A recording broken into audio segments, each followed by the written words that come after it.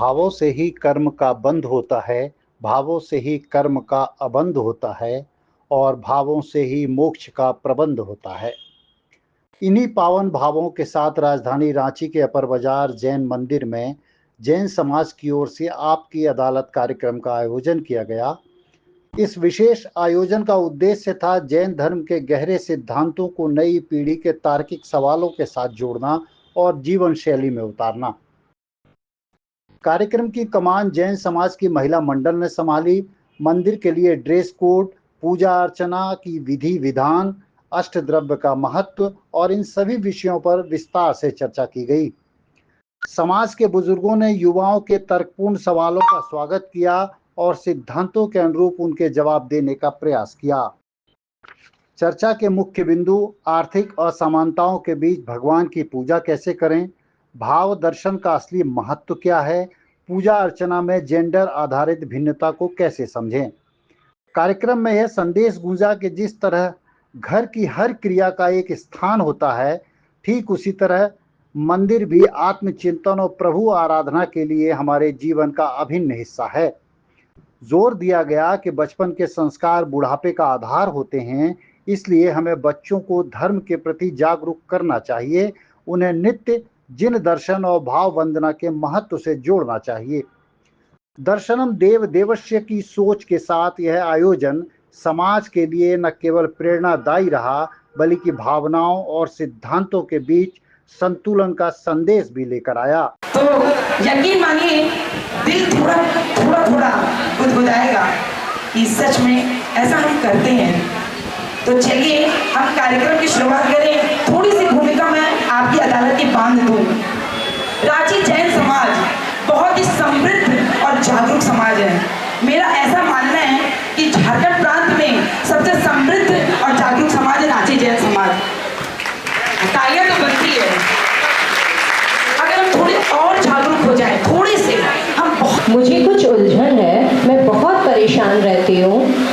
आज हमारा मुद्दा कोई बहस का नहीं है। मुझे भी पता चला सत्यम कि तुम्हें कुछ उलझनें हैं, तो हम आज कोशिश करेंगे कि सब मिलकर कि तुम्हारी उलझनों का हम कुछ समाधान दे सकें। तो मुझे बताओ तुम्हारी उलझन क्या है? ऐसा है ना आंटी कि मैं बचपन से ये सुनती आ रही हूँ और मेरा जो संस्कार है उससे भी मुझे ये पता है कि हमें पूजन एकदम अष्टद्रव्य से भर थाल अच्छे से करनी चाहिए, एकदम इंद्राणियों की तरह करनी चाहिए।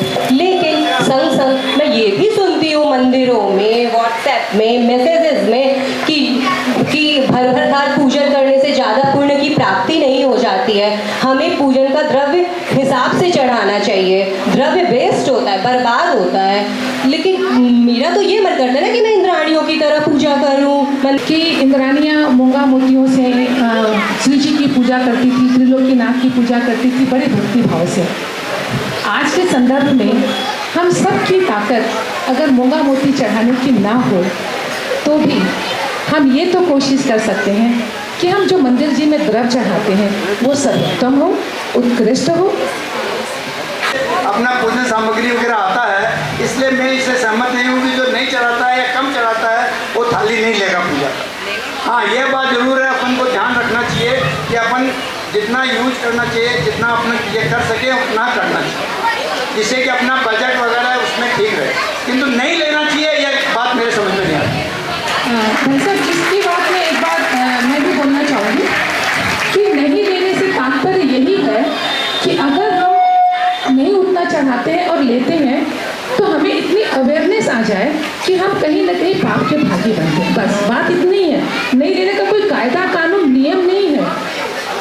लेकिन नहीं, आप भैया जी बैठे हैं, अगर अनु भैया जी या नहीं चढ़ाते हैं तो इसमें पाप का बंध होता है। मेरे अल्प ज्ञान से मुझे ये लगता है कि पाप का बंध नहीं होना चाहिए। उत्कृष्ट पुण्य, मध्यम पुण्य और जघन्य पुण्य होता है। तो जो अपना द्रव्य लाते हैं और पैसा जो है बराबर चढ़ाते हैं उसे उत्कृष्ट पुण्य मिलता है, और जिनकी सामर्थ्य नहीं है, शक्ति नहीं है, उनको जो है जघन्य या मध्यम पुण्य मिलना चाहिए। मेरी ऐसी भावना है, बाकी जैसा जजमेंट है। काफी धार्मिक संस्कार है मेरे। बचपन में तो दादी के साथ बार बार मंदिर आना हो जाता था, पर जैसे जैसे ट्यूशंस, कभी क्लासेस, कॉम्पिटिटिव एग्जाम्स, करियर पर जनरेशन में भी जो वर्किंग लेडीज है उनके लिए शायद बहुत ज़्यादा डिफिकल्ट हो रहा है कि अपने ऑफिस को भी संभाले, घर को भी संभाले, बच्चों को भी संभाले, खुद के हेल्थ को भी संभाले, और सब कुछ संभालते हुए अगर उसके मन में श्रद्धा भी है और उसके